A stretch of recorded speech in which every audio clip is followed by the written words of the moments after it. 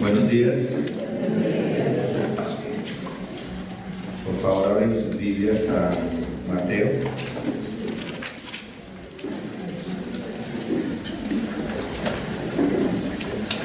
Mateo 10. Mateo 10. Hoy empezamos la sección que contiene los últimos 4 principios de cómo hacer evangelismo. Ya, si ustedes recuerdan, o si han estado con nosotros antes, vimos 7 principios en las semanas anteriores y quiero leer toda la sección porque es una nueva sección. Vamos a leer desde el versículo 24 hasta el 42. Es una sección un poco larga, no vamos a estudiarlos todos hoy, no entraremos ni siquiera en los principios, vamos a ver hoy más una introducción de esta sección. Entonces, comenzando en el versículo 24, si tienen sus Biblias, versículo 24 del capítulo 10, aquí vemos a nuestro Señor que está instruyendo a los discípulos y lo que encontramos allí dice, un discípulo no está por encima del maestro, ni un siervo por encima de su Señor. Le basta al discípulo llegar a ser como su maestro y al siervo como su Señor. Si al dueño de la casa lo ha llamado Beelzebú, ¿cuánto más a los de su casa? Así que no les temáis, porque nada hay encubierto que no haya de ser revelado, ni oculto que no haya de saberse. Lo que os digo en la oscuridad, habladlo en la luz, y lo que oís al oído, proclamadlo desde las azoteas. Y no temáis a los que matan el cuerpo, pero no pueden matar el alma. Más bien temed a aquel que puede hacer perecer tanto el alma como el cuerpo en el infierno. No se venden 2 pajarillos por un cuarto, y sin embargo ni uno de ellos caerá a tierra sin permitirlo vuestro Padre. Y hasta los cabellos de vuestra cabeza están contados. Así que no temáis vosotros, valéis mucho más que pajarillos. Por tanto, todo el que me confiese delante de los hombres, yo también le confesaré delante de mi Padre que está en los cielos. Pero cualquiera que me niegue delante de los hombres, yo también lo negaré delante de mi Padre que está en los cielos. No penséis que vine a traer paz a la tierra, no vine a traer paz sino espada, porque vine a poner el hombre contra su padre, a la hija contra su madre y a la nuera contra su suegra, y los enemigos del hombre serán los de su misma casa. El que ama al padre o a la madre más que a mí no es digno de mí. El que ama al hijo o a la hija más que a mí no es digno de mí. El que no toma su cruz y sigue en pos de mí no es digno de mí. El que ha hallado la vida la perderá, y el que ha perdido su vida por mi causa la hallará. El que os recibe a vosotros a mí me recibe, y el que me recibe a mí recibe al que me envió. El que recibe a un profeta como profeta recibirá recompensa de profeta, y el que recibe a un justo como justo recibirá recompensa de justo. Y cualquiera que como discípulo le dé beber, aunque sea solo un vaso de agua fría a uno de estos pequeños, en verdad os digo que no perderá su recompensa. Vamos a orar. Santo Padre, Dios todopoderoso, Dios bueno y misericordioso, hoy venimos a ti a pedirte, a clamarte, a suplicarte que nos hables a través de esta palabra, que nos muestres cuál es tu voluntad en nuestras vidas, y aquellos que no te conocen, que tú también hoy, Señor, por medio de esta palabra, tú transformes ese corazón y los traigas a salvación. Y aquellos que te conocemos, Señor, que entendamos estas palabras, que las podamos aplicar a nuestra vida, que sean palabras vivas para nosotros, que podamos ser transformados este día por estas palabras que tú tienes para nosotros hoy. Y es en el nombre de Cristo que te rogamos estas cosas. Yo creo que esta sección de las Escrituras es una de las más importantes que encontramos de todas. Este pasaje que acabamos de leer es un pasaje monumental.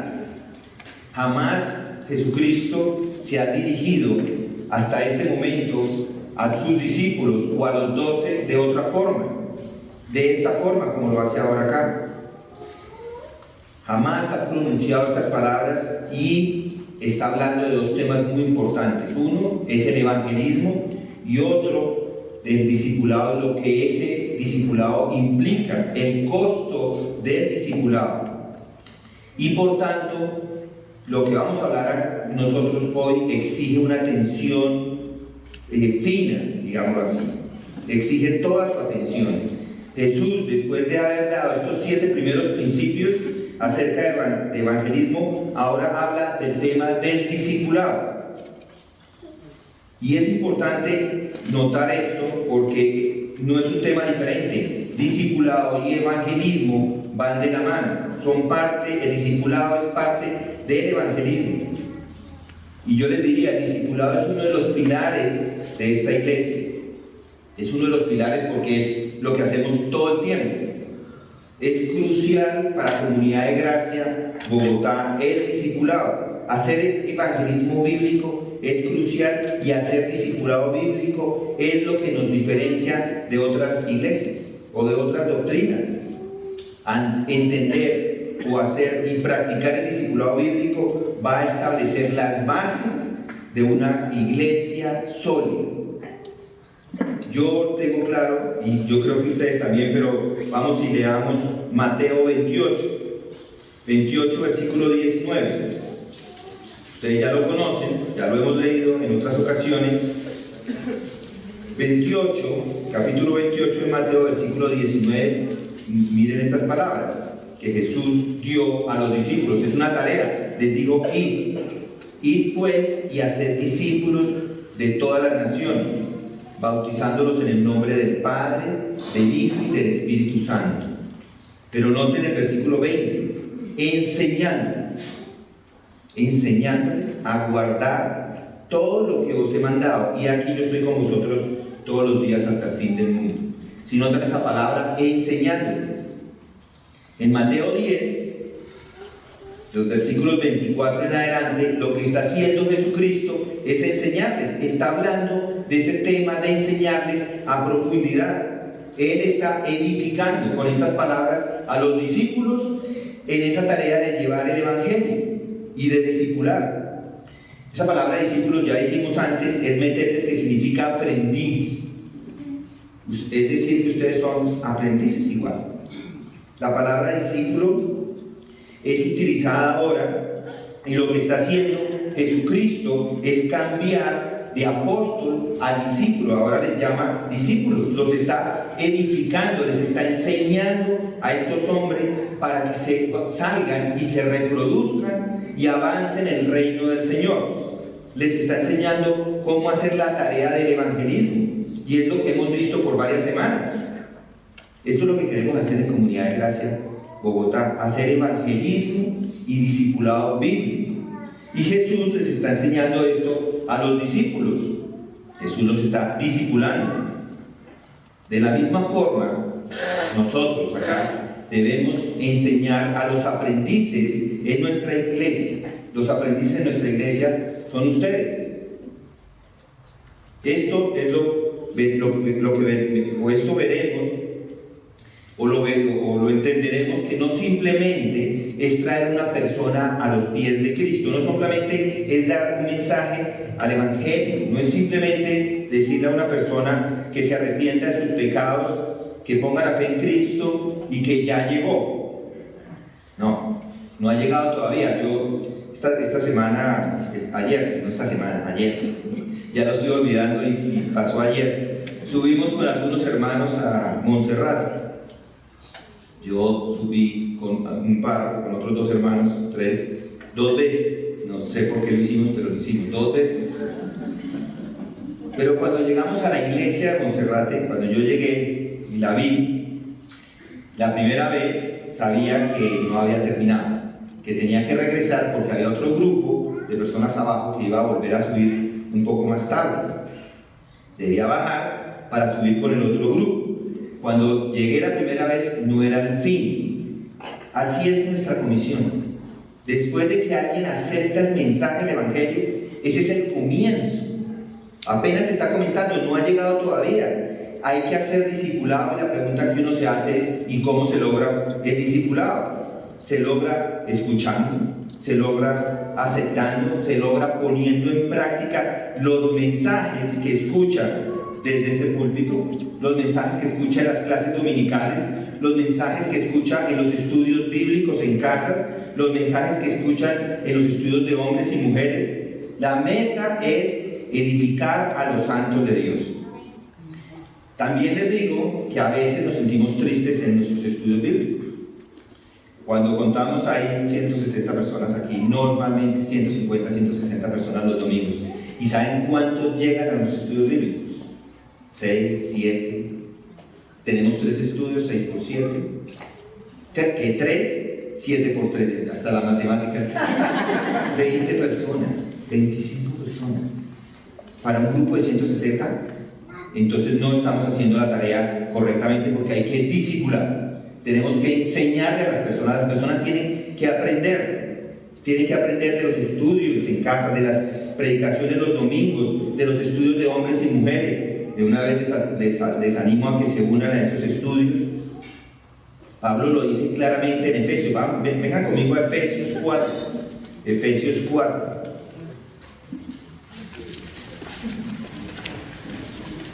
Efesios 4. Miren el versículo 12. Versículo 12.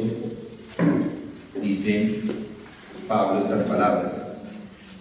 Ese es su propósito, a fin de capacitar a los santos para la obra del ministerio, para la edificación del cuerpo de Cristo, hasta que todos lleguemos a la unidad de la fe y del conocimiento pleno del Hijo de Dios, a la condición de un hombre maduro, a la medida de la estatura de la plenitud de Cristo, para que ya no sean niños sacudidos por las olas y llevados de acá para allá por todo viento de doctrina, por la astucia de los hombres, por las artimañas engañosas del error.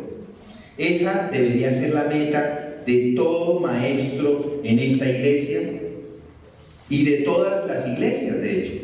Reproducir discípulos maduros que a su vez puedan reproducirse a sí mismos. Y yo les digo, no hay atajos para eso. No porque yo vengo cada mes a la iglesia, ya la hice. No, hay que estar ahí, hay que constantemente estar recibiendo las instrucciones, o si no, no madura. No hay, esto no es milagroso. No es decir, yo pertenezco a esta iglesia y ya maduré. No. Tiene que estar aquí constantemente recibiendo día a día las instrucciones para que pueda madurar, para que pueda crecer. Todo el tiempo debe ser así. Esta tarea no puede ser minimizada ni ser ignorada. Gente madura toma tiempo e instrucción, toma tiempo entender las doctrinas, toma tiempo dejar que la palabra transforme los corazones. No es simplemente, bueno, ya la leí, ya me transformó. Hay que meditar en ella, descansar en ella, creerla, vivirla, leer, memorizarla. La meta, mis hermanos, no es simplemente decir, bueno, ya somos 160, somos 160, qué bueno, pero si todos 160 son inmaduros, de nada nos sirve. De nada sirve. Preferible tener 3 maduros que 160 inmaduros. No nos interesan los números, y eso quiero que quede claro. Los números no importan. Mi interés es producir discípulos maduros y que se reproduzcan a sí mismos, así no sean sino 3, pero que sean maduros. Esto se logra por la enseñanza, esto se logra por la predicación, esto se logra a través de la consejería, esto se logra a través de los ministerios que realizamos acá, pero no todo el mundo está participando. Entonces les animo a que participen, porque si no, ¿cómo van a ser discipulados? Es una gran tarea, y esa es la tarea del ministerio, que las personas crezcan, que maduren su fe. Eso es lo que el Señor Jesucristo buscaba. Jesús quería personas, que las personas vinieran a Él y aprendieran de Él. Inclusive se los dijo, Mateo 11:29 dice: tomad mi yugo sobre vosotros y aprended de mí. Aprended de mí. Y realmente creo que esa es la esencia de una persona que se ha convertido. La conversión es identificarse como alguien que está dispuesto a aprender de Jesucristo, a aprender sus mandamientos, que es lo que Él dice, y yo lo hago, obedezco a esos mandamientos. Cuando usted se convierte al cristianismo, cuando se convirtió al cristianismo, lo que está diciendo es: elijo ser un aprendiz del Señor Jesucristo y someterme a todas sus instrucciones. Eso es lo que es la conversión genuina. No es solo conocer a Jesús. Recuerdan que Satanás también conoció a Jesús. No es conocerlo y terminar ahí. Significa afirmar que Él es Señor, afirmar que es su Señor, afirmar que Él tiene un rol de maestro, y afirmar que yo tengo un rol, que usted tiene un rol como alumno que debe ser llevado a la madurez, que debe crecer. Esa es la tarea que el Señor quiere hacer con estos 12 apóstoles. Esa es precisamente la tarea que estos 12 apóstoles hicieron con sus discípulos después, y es la tarea que esos discípulos hicieron en la iglesia primitiva con los que les estaban siguiendo: es enseñarles, mostrarles quién es Dios, quién es Cristo, quién es el hombre, cómo se llega al arrepentimiento, cómo una persona puede ser salva. Y es lo que vamos a ver en estos textos. Pablo también estaba interesado en esto. En Efesios 4:13 dice: hasta que todos lleguemos a la unidad de la fe y del conocimiento pleno del Hijo de Dios, a la condición de un hombre maduro, a la medida de la estatura de la plenitud de Cristo. Esa era su tarea y es mi tarea hoy también. De hecho, debe ser la tarea de todo predicador, de todo maestro, de todo pastor, de todo líder cristiano. Todos tenemos esa responsabilidad de enseñar. Todos tenemos esa responsabilidad de discipular. Y ese es mi compromiso con ustedes. Es mi vocación, es a lo que Dios me ha llamado. Dios me llamó al ministerio de la enseñanza, de la predicación, para que hombres y mujeres como ustedes maduren. Para que los santos maduren. Es mi responsabilidad. Es la carga. Día a día estoy preparando un mensaje, día a día que quiero enseñarles, es mi carga, es la carga que llevo sobre mis hombros, es cómo puedo decir algo para que maduren, para que crezcan. A veces es una tarea difícil. Lucho por mi ignorancia, lucho por mi carne, lucho con mis enemigos, pero el compromiso es hacerlo. Es mi compromiso. Ahora le pregunto a usted: ¿está usted comprometido con la tarea de aprender? Eso es un problema porque muchos creen que ya lo saben todo. No necesitan aprender, que ya llegaron y que en vez de aprender solo quisieran enseñar lo que ni siquiera saben. No son personas enseñables. Hay algunos. Una persona que quiere aprender es una persona que quiere conocer. Una persona que se acerca con una actitud correcta, no pensando que puede enseñar, sino que puede aprender. Estoy seguro que si Jesús viniera a esta iglesia o a Líderes, el Líderes, para aquellos que no lo saben, es un centro de entrenamiento, algunos tratarían de enseñarle algunas cosas a Jesús. El Señor se enfrentó a esa misma situación con los fariseos, con los escribas, con los saduceos. Él sabía cuál era su tarea, él sabía cuál era la verdad, él sabía cómo comunicar esa verdad, pero lo que buscaba era corazones dispuestos para recibirlo, buscaba mentes preparadas para aceptar, él buscaba corazones listos, dispuestos. Ahora no conozco, conozco a muchos de ustedes que en realidad tienen la mente lista para recibir, que tienen ese corazón listo para recibir la verdad de Dios y quisieran recibirlo e implementarla en sus vidas. Quieren que la vida o que la palabra transforme sus vidas. Hay unos de ustedes que no los conozco lo suficiente como para decirlo, y hay otros que definitivamente ni los conozco porque no los he visto o los he visto y apenas nos hemos saludado. Yo les diría, conozcamos. Esa es una oportunidad. Tenemos una iglesia pequeña, acérquese y hablamos. Yo no soy alguien por allá retirado, no, yo estoy cercano, estoy acá y me quedo hasta que el último se va a casa. Estamos acá para conocernos, para saber dónde están ustedes. Démonos la oportunidad de conocernos. Estamos aquí para servir. La idea acá no es que es el líder y el líder está acá y nadie lo puede tocar. No, es el ungir. Ayer mi esposa estaba abriendo la puerta y el celador se le acerca y le dice, ¿usted está viendo? ¿Usted es la pastora? Le digo, no, yo aquí soy Julio, no hay pastoras. Entonces estaba riendo y le dice, ¿y usted por qué barre? Pues que hay que barrer. Nosotros venimos a servir, a eso venimos, a servir, no a ponernos en un lugar. Queremos en realidad a poner toda nuestra vida en sus vidas para que maduren y crezcan. Ese es el punto. Y es lo que está diciendo aquí Jesucristo en estos versículos: hacer evangelismo y discipulado. Y nos está dando esos 11 principios. Y lo que yo quiero hoy es que se comprometa a esta verdad que tenemos acá, que se comprometa a recibir esta verdad que Jesucristo nos está dando. Porque o si no, es como aquel que escucha sermones en su teléfono.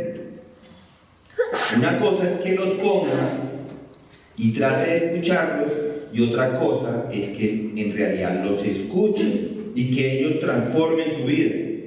Yo sé de qué estoy hablando porque yo pongo libros, tengo podcast de Moller, tengo sermones, pongo todas las veces que salgo a correr, que hago ejercicio, lo pongo y cuando digo, ¿qué es lo que digo? Tengo ni idea. No sé. Tengo que volverlo a poner. O sea, que a menos que eso haga una transformación en su vida, de nada sirvió. A menos que yo aquí diga lo que diga, y si no está transformando su vida, de nada sirvió. De nada sirve. Es como uno de esos podcasts, como un libro de esos que trato de escuchar, pasan horas a veces. Montamos bicicleta con otros hermanos y 4 horas, 3 horas y llego y que hablan nada. De nada sirve que yo predique los mensajes a menos que alguien escuche. Cuando Jesús llamó a los discípulos, les instruyó cuidadosamente de estos asuntos acerca del evangelismo, y al mismo tiempo mantuvo fuera a todas las personas que no se comprometían, que no tomaban ese compromiso. Jesús habló con claridad, como habló antes cuando habló en el Sermón del Monte, y le habló de esta puerta estrecha, del camino estrecho. Mantuvo fuera a la gente que no estaba comprometida, que no estaba dispuesta a pagar el precio. Y el desafío del Señor, y el desafío de los apóstoles, y el desafío de los ministros hoy es encontrar un pueblo dispuesto, un corazón dispuesto, un corazón abierto, encontrar un grupo receptivo que diga: obedeceremos todas las cosas que el Señor nos mandó. Estamos dispuestos y ansiosos sin importar el precio. De eso se trata el verdadero evangelismo. Es así como debe ser.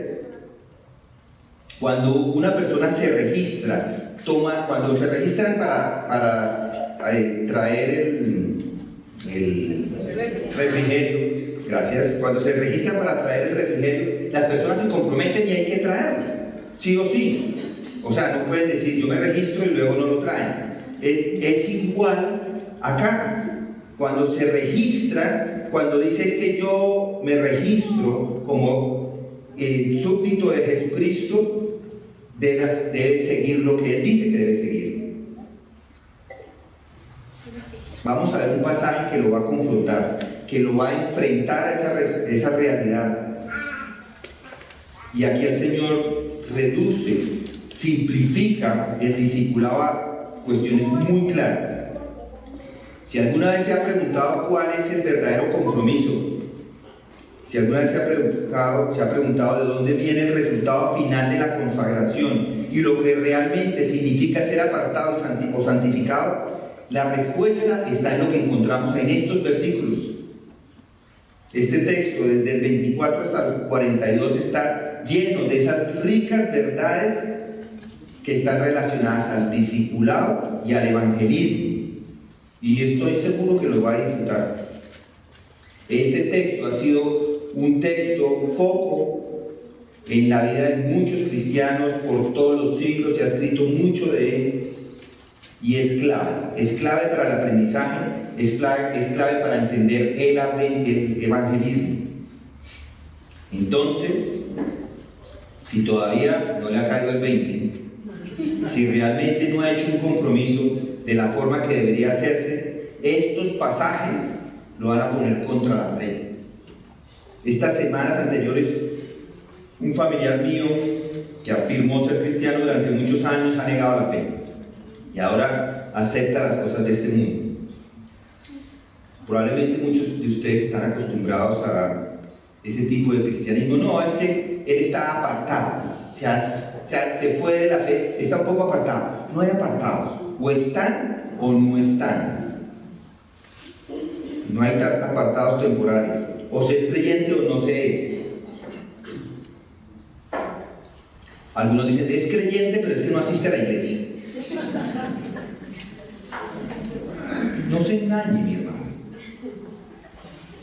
En Mateo 10, 24 en adelante, en esta última parte del capítulo, le va a confrontar. Nuestro Señor le está llamando a usted a escuchar estas palabras. El Señor está dando aquí unas verdades que les dio a los 12, y yo pienso que son las verdades favoritas de Jesucristo y son las que tienen que ver con el discipulado y el evangelismo. Y el discipulado, de hecho, es lo que Jesucristo hizo a lo largo de toda su vida. Tuvo que lidiar con muchos problemas, estaban ahí los apóstoles y él solamente les enseñaba día a día. Jesús además repite esas verdades una y otra vez, vuelve y las repite.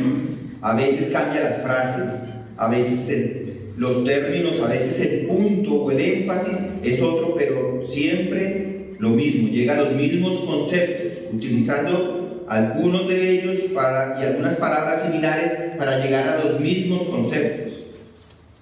Por tanto, lo vamos a ver con claridad, y este es el punto.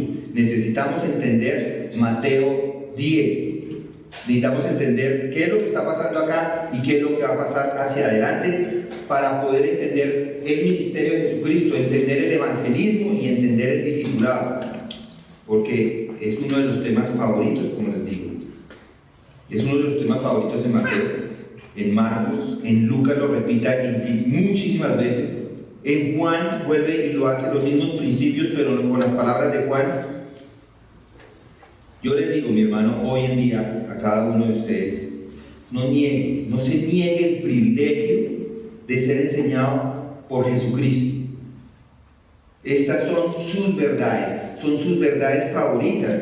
Creo que si Él estuviera hoy acá en Bogotá, Jesucristo, y me preguntara qué predica esta mañana, si yo le dijera, bueno, la mayoría de los que están acá son salvos, su mayor parte, que hemos estudiado algunos capítulos de Mateo, que escucharon a Steve Lawson, a Mahoney y a José Soria en las últimas semanas, que están listos para cambiar el mundo, seguramente diría, enseñe Mateo 10 antes de que salga. Háganlo.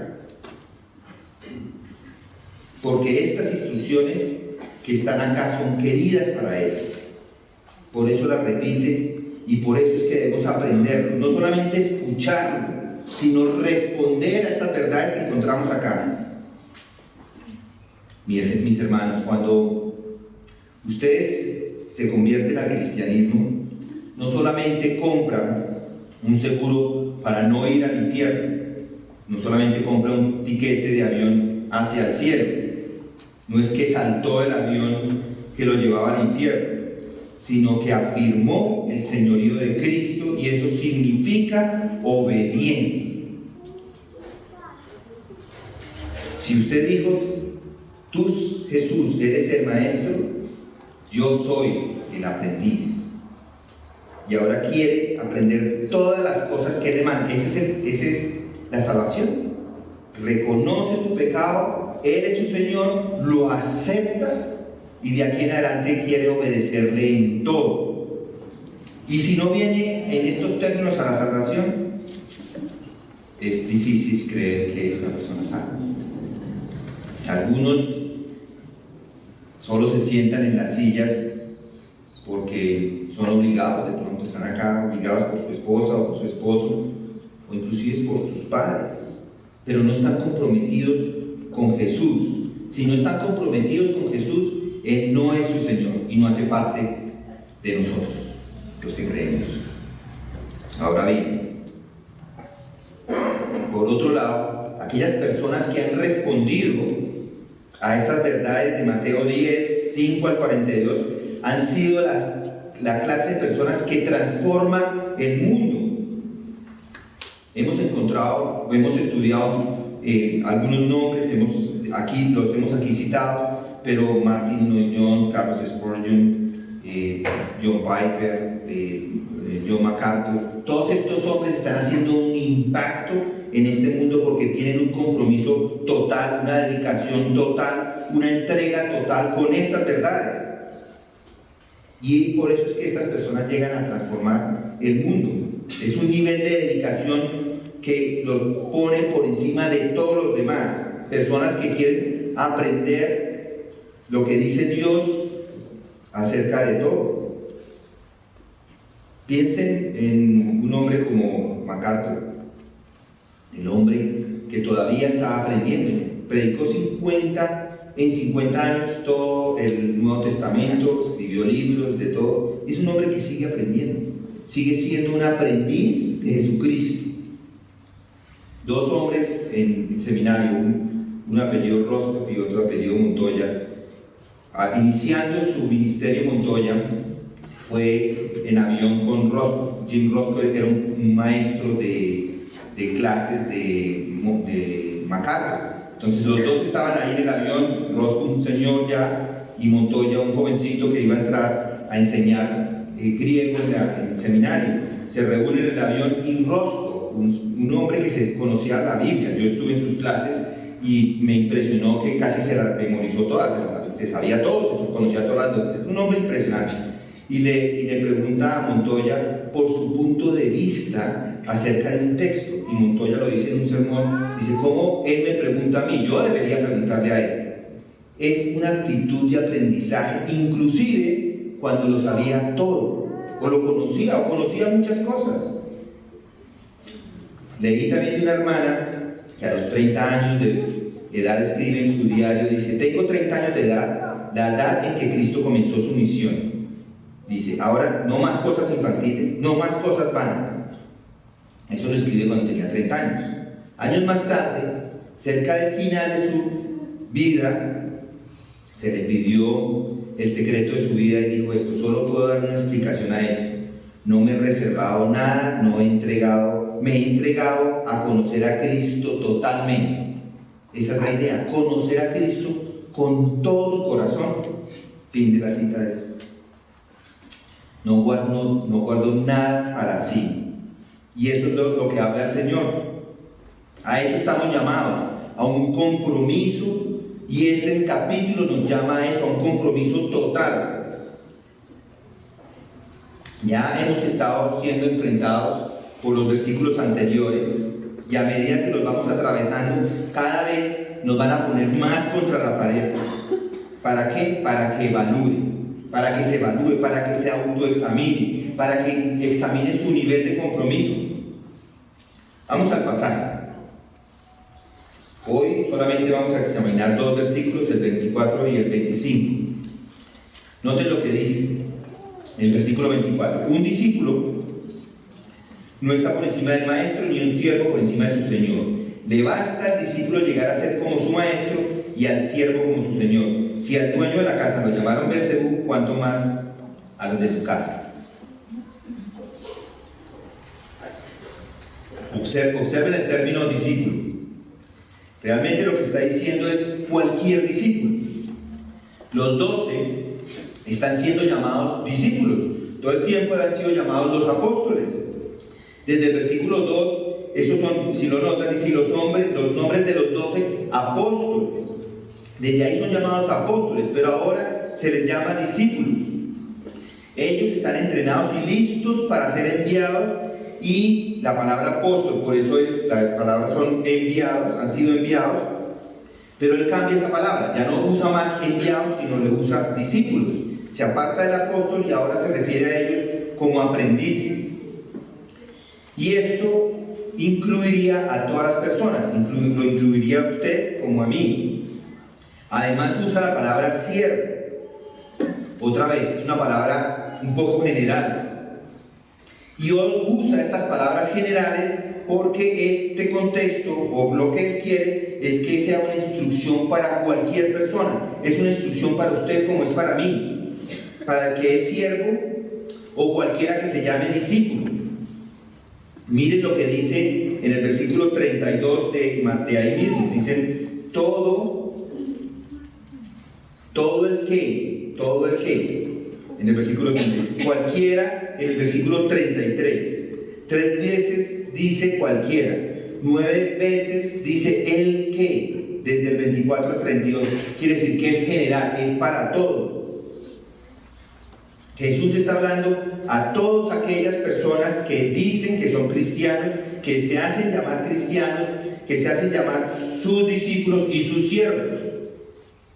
Ahora, lo que les va a decir nuestro Señor Jesucristo es esto: para aquellas personas que realmente quieren venir a mí y ser mi discípulo, esto es lo que yo les pido. Eso es todo, esto es lo que necesito. Esto es lo que es un verdadero discípulo. Y cuando les está diciendo esto, les da el costo, les va a mostrar cuál es el costo. Yo les digo también, mis hermanos, hoy usted no le hace un favor a nadie diciéndole a las personas que debe conocer a Cristo sin darles a conocer el precio que está involucrado. Por eso es que conseguimos tantos falsos creyentes.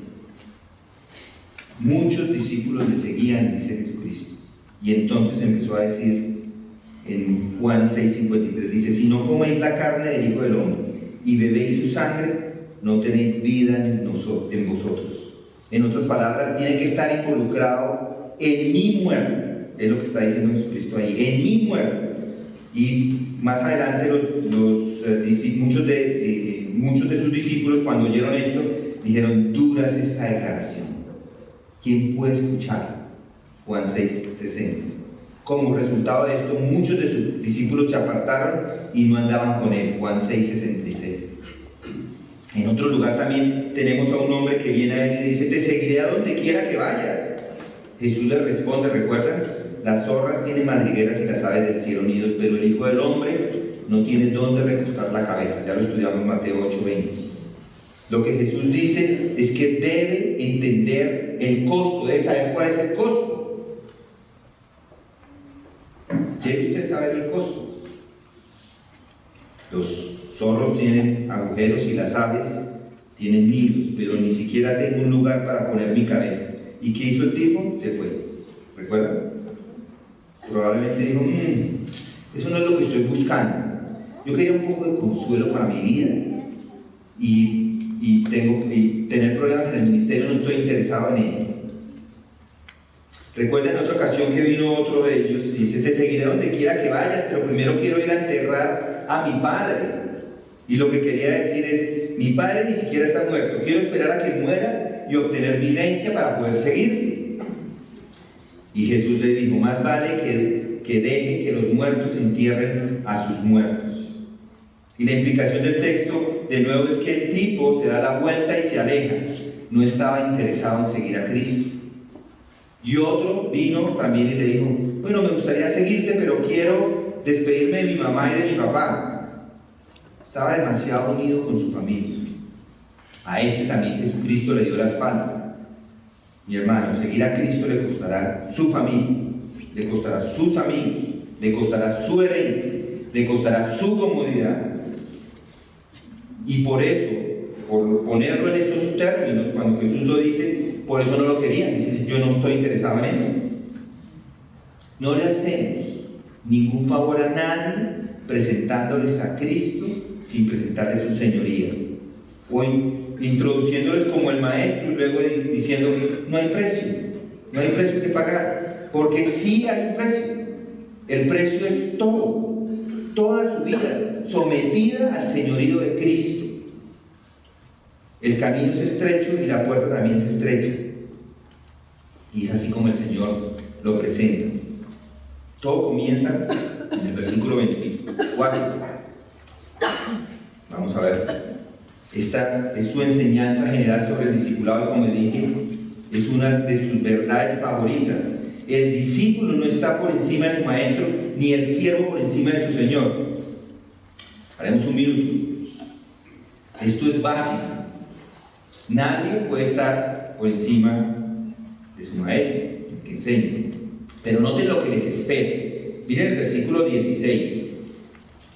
Los envío como ovejas en medio de lobos. 1. Ovejas en medio de lobos. Luego dice, y os azotarán en las sinagogas. 2. Serán llevados delante de gobernadores y reyes. 3. El hermano, ni siquiera su familia, noten ahí, el hermano entregará la muerte al hermano. Y luego el 22 dice, y seréis odiados de todos por causa de mi nombre, y los perseguirán. Versículo 23, 10, 23, para cuando os persigan en estas ciudades. Esa es la oferta, eso es lo que les espera. Ahora quieren ser discípulos de Cristo, que hacen la mano. El Señor vuelve y les dice, el discípulo no está por encima de su maestro, ni el siervo por encima de su señor.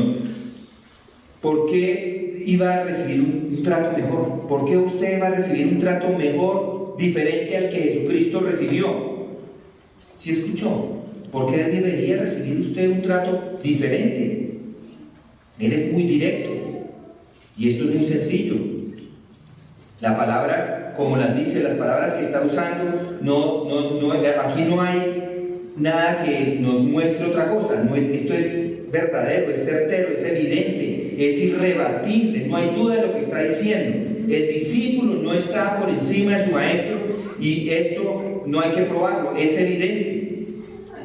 Cuando yo enseño en las clases y alguien se sienta bajo lo que yo voy a enseñar, va a aprender lo que yo digo, no otra cosa.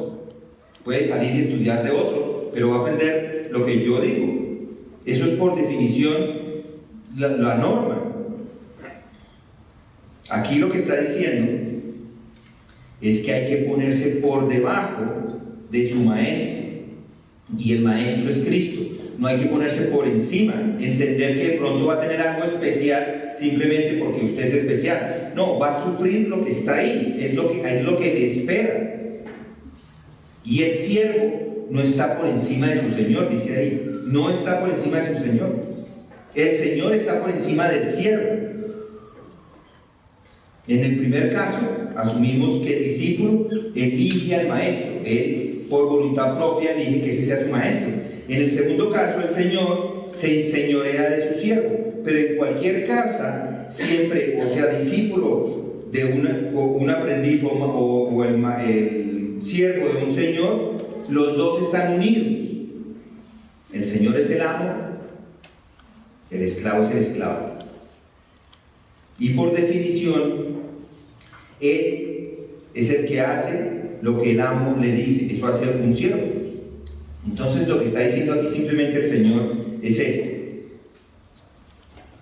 El primer principio del discipulado es que se sometan a Jesucristo. Y aquí vemos la dualidad de la doctrina de la salvación. Uno elige ser discípulo para aprender a los pies de Jesús, pero Él nos elige como sus siervos soberanamente. Pero en cualquier caso, es una verdad que no necesita ser probada. Debe someterse, debe ser sumiso a la verdad. Cuando se convierte en cristianismo y afirma que va a seguir a Jesucristo, lo que está diciendo es: me someto a sus mandamientos, me someto a tus mandamientos. me someto a tu verdad, tú me enseñarás la sabiduría, me someto a esas órdenes que me darás para llevarlas a cabo, y eso es fácil, esa es la idea. Ahora, hay un positivo y un negativo en esto. Deben un poquito hablar por el tema del positivo. El discípulo no está por encima de su maestro, y Jesús usa esta frase también en Lucas 6:40, y es su frase favorita. Dice: un discípulo no está por encima de su maestro, mas todo discípulo, después de que se ha preparado bien, será como su maestro. Para cada uno, después de haber sido completamente entrenados, serán como su maestro. ¿Sí? ¿Escuchó? Será como su maestro. Entonces, ¿cuál es la primera perspectiva que un alumno tiene hacia su maestro? Que en última instancia va a ser como él. ¿Y qué significa entonces? Ser discípulo significa seguir siendo como ¿quién? Como Cristo. Eso es básico, esa es la idea. Ese es el elemento básico del discipulado. Desde el lado positivo, Lucas 6:40, el Señor simplemente está diciendo: cuando esté completamente entrenado, va a ser como su maestro. Eso es el verdadero discipulado. Usted es un aprendiz, aprendiendo a ser como Cristo. Yo soy un aprendiz aprendiendo a ser como Cristo. Ustedes son aprendices que crecen en semejanza a Cristo. Yo soy un aprendiz que crezco en semejanza a Cristo.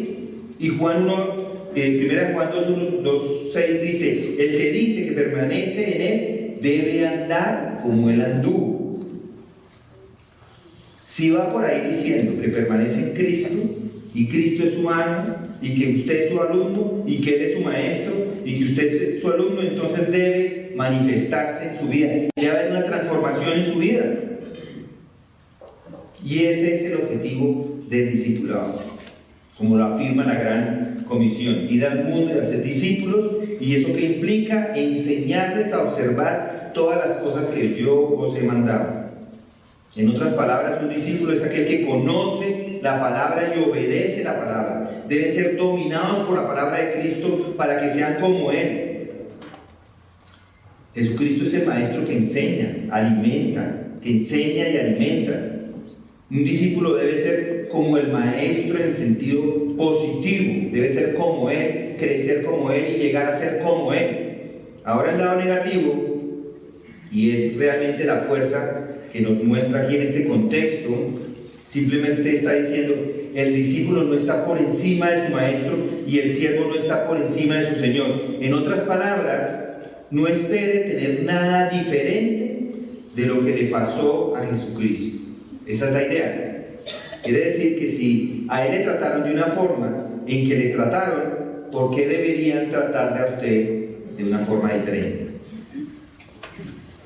Ahora escuchen: y cuanto más se parezca a él, más le tratarán como le trataron a él.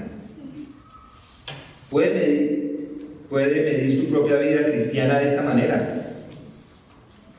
Cuanto más es como Cristo, más le tratarán como a él le trataron. Tal vez dirá usted: bueno, yo no estoy diciendo ninguna persecución, de pronto no hay mucha similitud suya con Cristo. El contexto es la persecución, la hostilidad y hasta la muerte, y tiene que estar listo para aceptarlo. Y este llamado es el llamado al discipulado. Quiero que vengan y sean mis discípulos, y sean como yo, y se preparen para pagar el precio supremo. Eso es lo que está diciendo con estas palabras. Y si no está dispuesto en estos términos, entonces no venga. Noten el versículo 25. Miren cómo repite lo mismo y lanza una frase inclusive muy perspicaz: le basta al discípulo que sea como su maestro y al siervo como su señor. ¿Sabe que una cosa acerca de un verdadero discípulo es que se contenta con ser como su maestro? No tiene que ser más grande que su maestro, no tiene que ir más allá. No hay un viaje de ego, El verdadero discípulo se contenta con ser como su maestro. Un verdadero siervo se contenta no con ir por encima de su Señor, sino ser como su Señor y fiel a su Señor. Eso es suficiente, basta de él. Entonces, ¿qué está diciendo? Los verdaderos discípulos no buscan nada más. No están en ello por lo que pueden sacar de esta relación. No están en un viaje de ego y no buscan nada más. Entonces, si nos ponemos a escuchar o leer lo que en otros lugares está proclamando su mejor vida hoy, eso no es compatible con lo que está diciendo Jesucristo acá. Hay que estar dispuestos a entregarlo todo y nada más ni nada menos, sino todo. Basta. Literalmente traducido significa es suficiente, debe ser suficiente para nosotros. No necesitamos nada más. No pido más que eso. Pablo lo dice en su gran oración. Dice, y conocerle a él el poder de su resurrección y la participación en sus padecimientos, llegando a ser como él en su muerte, sus padecimientos, en sus padecimientos. Él no pedía nada más que eso. Él no estaba pidiendo ser amado por el mundo, ser famoso. No debe ser lo mismo con usted, que lo acepten. Yo me quiero perder la persecución, esa que la dejemos a un lado.